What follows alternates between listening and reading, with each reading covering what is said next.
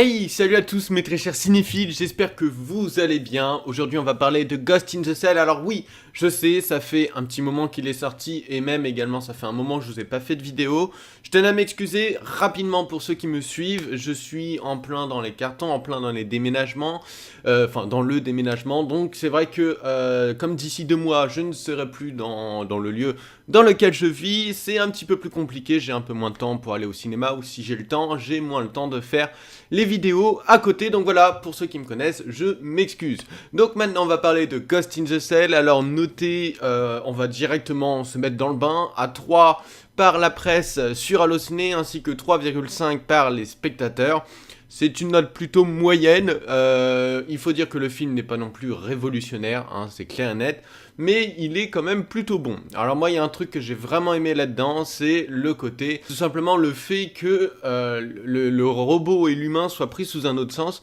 Souvent on a vu des films de robots ultra intelligents ou des humains très intelligents, et là en fait tout simplement c'est l'histoire d'une personne, le Major donc, qui a un corps de robot avec un cerveau d'humain. En fait, elle a été sauvée d'un très grave accident, ils n'ont récupéré que son cerveau pour l'incorporer dans un corps robotique, et je trouvais l'approche assez différente d'autres films, et du coup, c'est vrai que pour le coup, je trouvais ça intéressant.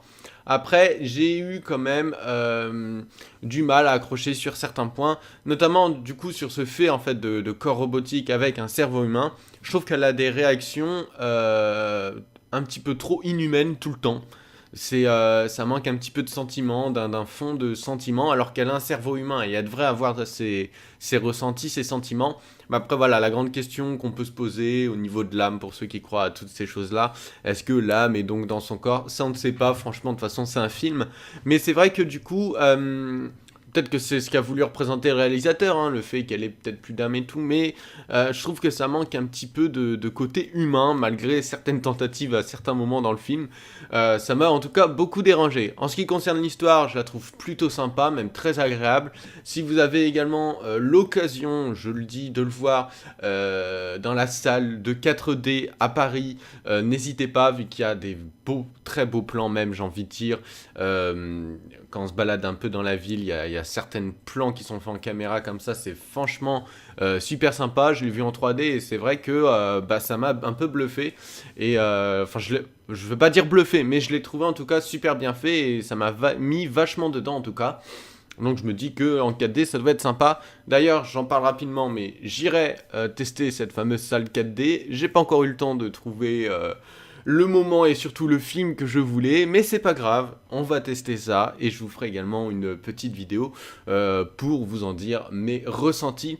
Donc voilà, je reviens rapidement sur Ghost in the Shell. Les acteurs dans l'ensemble, bon bah Scarlett Johansson, on va pas se le cacher, c'est quand même une très bonne actrice.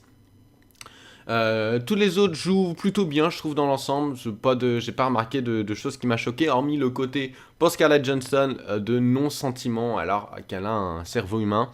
Après, sans vous mentir, l'histoire du film, dès le début, si vous avez l'habitude de ce genre de film, vous avez compris comment ça se finit, vous savez même déjà la fin, et c'est un petit peu limite dommage, beaucoup trop prévisible, j'ai envie de dire. Voilà, toutes ces choses qui font que le film est loin d'être le film de l'année pour moi. N'hésitez pas si vous avez d'autres choses à dire dans l'espace commentaire, comme ça fait un petit moment que le film est sorti, je vais pas m'étaler plus que ça. Voilà, c'est pour moi un film que vous pouvez aller voir au cinéma. Maintenant ne vous attendez pas non plus au film de l'année. Voilà, je m'excuse encore pour ceux qui sont habitués sur ma chaîne à voir des vidéos un peu plus régulièrement, je suis désolé.